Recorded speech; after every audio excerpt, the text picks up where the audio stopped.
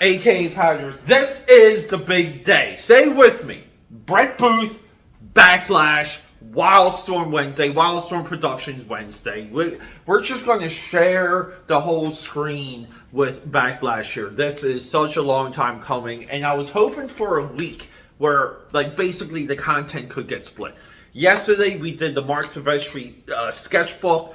We would do something similar with Jim Lee, but Jim Lee's sketch work is so well documented. I don't feel like I'm going to be adding enough to that conversation. Not at this time, until we think of something or get our hands or something rare that we can show off to you guys for Jim Lee's sketch work on WILDSTORM Wednesday. But we're doing. This is what I really believe the true breakout character of the entire WILDSTORM universe. It's Backlash. He's a character that still resonates today. We have to make a note that of this time, it was Deathblow. Deathblow shows up in Darker Image 1. We never get Darker Image 2, by the way. People love the Jim Lee, Frank Miller, Sin City take on the work for Deathblow, and that immediately leads into a monthly series later to be taken over by the late, great Tim Sale, when Tim Sale was still cooking, by the way. But Backlash still resonates to this day. Backlash later crosses over with Spider-Man and Venom, and we get this amazing Spider-Man Backlash crossover. Backlash is still with us, and we, you know, the world, like all of Twitter sphere, X sphere, all of Facebook, everyone in the WILDSTORM Wednesday or WILDSTORM Productions Facebook group, they are all screaming Backlash monthly series. Even give us Backlash action figures. Give us something of this character, and nothing will ever happen. That's the weird thing. Beloved character that has resonated and stood the test of time will never get a second act. But let's get into issue 1. I want to, highlight a little bit where the character came from. He goes into a miniseries, Kindred, previously featured on WILDSTORM Wednesday. But let's get into the monthly Backlash issue 1. Let's go. AKAPADers, welcome to the moment of truth. I have a messy drawing table. I have a lot of assignments here. I'm just going to do my very best to get through this episode. Full disclosure, I had a lot of back and forth because Sarah Becker, she just passed. She's the assistant editor for Backlash issue 1. Some of our prep work going into Backlash 1 is going to, we have to involve the rest of the WILDSTORM universe. So let's just start to get into it. I want to tease what we have coming up. Backlash is going to fight Pike. Backlash is going to encounter Siren in issue 2, not profiled here, but Siren picks up post Wildcats issue 4. Backlash previously teamed up with Grifter. Backlash previously encountered Blood Moon. Backlash makes friends with Taboo, who, according to this the information on this trading card, Jim Lee designed Taboo for an American actress that quickly lost interest in superheroes. And then he just later told Brett Booth, our co-creator of Backlash, hey, you can use Taboo for your book. So they did. And everything here for Backlash involves Demonites. Backlash issues 1 and 2. We'll just, again, get right into it. Issues 1 and 2 of Backlash essentially act as a sequel to Wildcats issue 4. So what's Wildcats issue 4? Why is it important? I'll show you. Where is it? Right here. Wildcats trade paperback. At the end of the launch of the WILDSTORM universe, what is known as the Cabal. The Cabal is all of Hellspawn's friends. Hellspawn gets axed. He later comes back. Everyone's fighting over an orb right here. But Hellspawn has a cabal. He just has a bunch of other aliens sent on, bent on world destruction. We see that Pike is in allegiance with Hellspawn here, with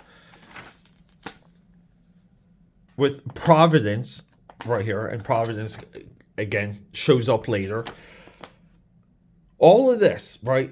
This gets sequeled finally in Backlash issue 2. Now, Backlash issue 2 that's our Savage Dragon issue.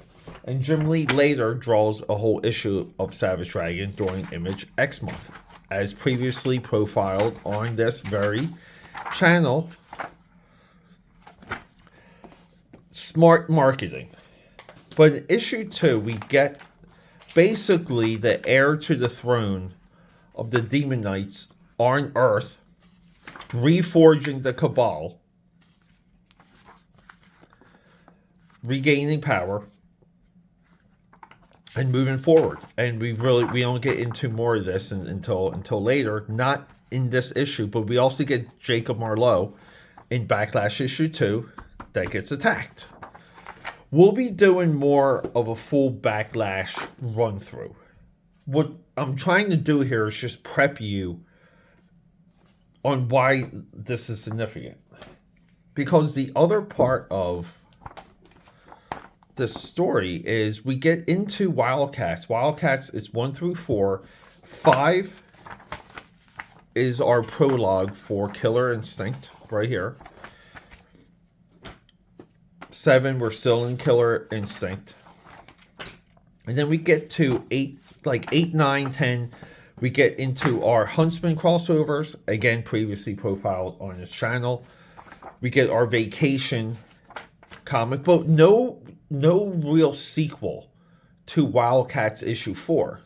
So Backlash steps in, and Backlash is really the one we can see in this flashback here. Backlash is really the one to continue this fight against the Demon Knights. I get it. The Wildcats are encountering Demon Knights, but Backlash's sole mission is to find the Demon Knight host that basically stole the soul of the love of his life. And he's just on the mission. So everything Backlash does motivation-wise involves Demon Knights. It's incredible.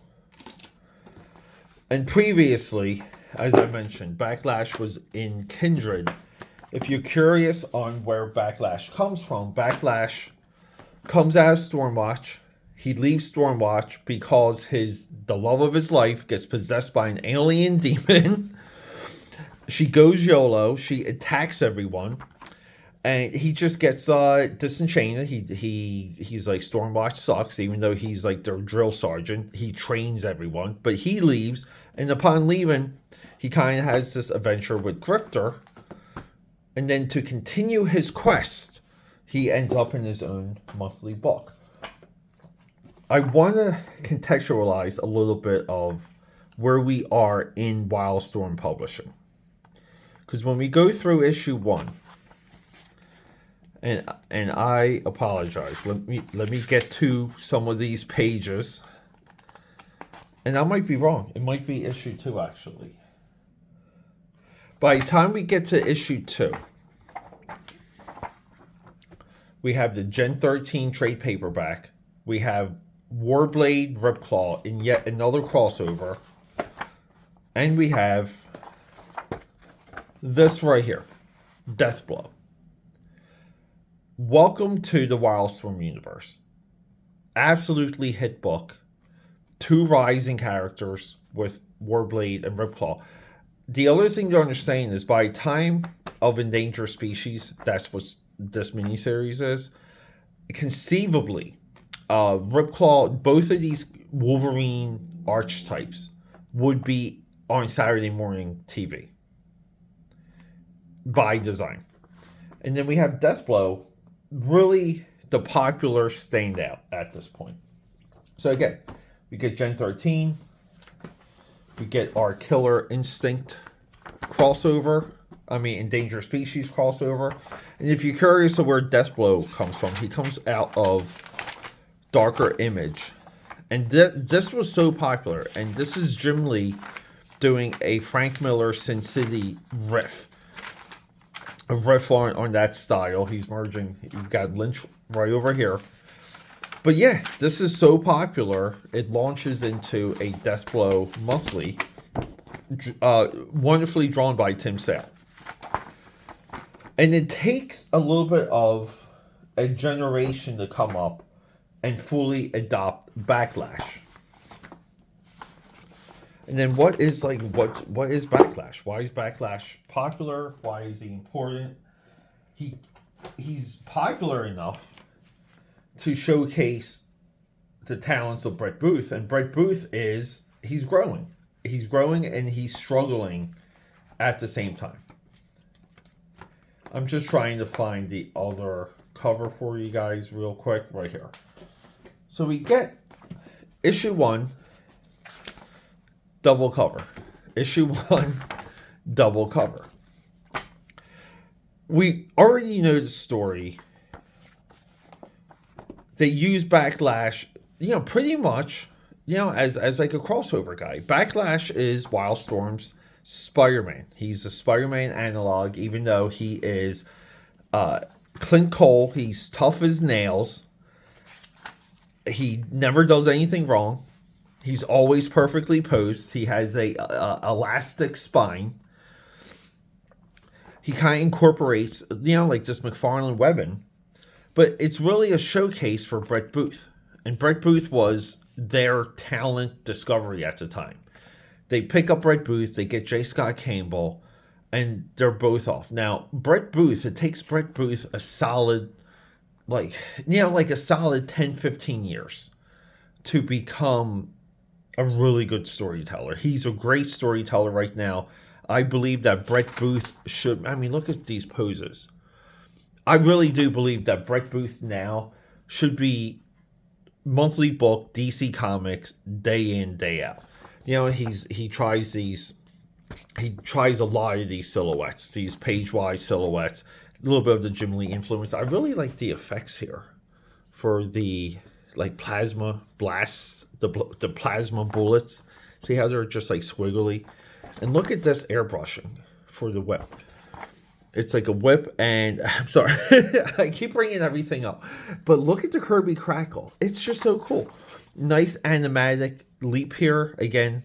That Frank Miller Daredevil influence, and the issue he breaks into a base, and we jump into a flashback.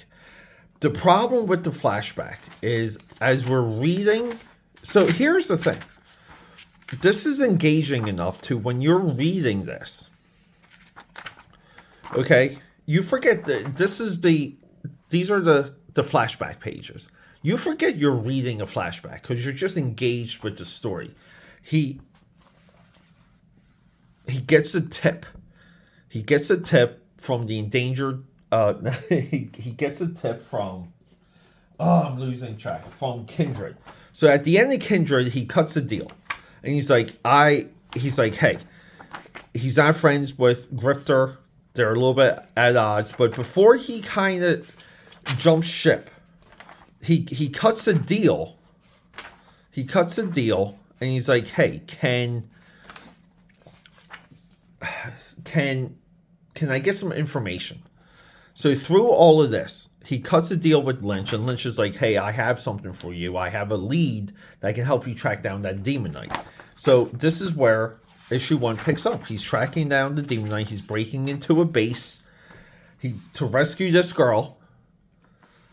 We don't know who she is, but he goes to rescue her, and upon rescuing her, he has a flashback. This is him discussing his departure with Diva, a part of Stormwatch that he trained.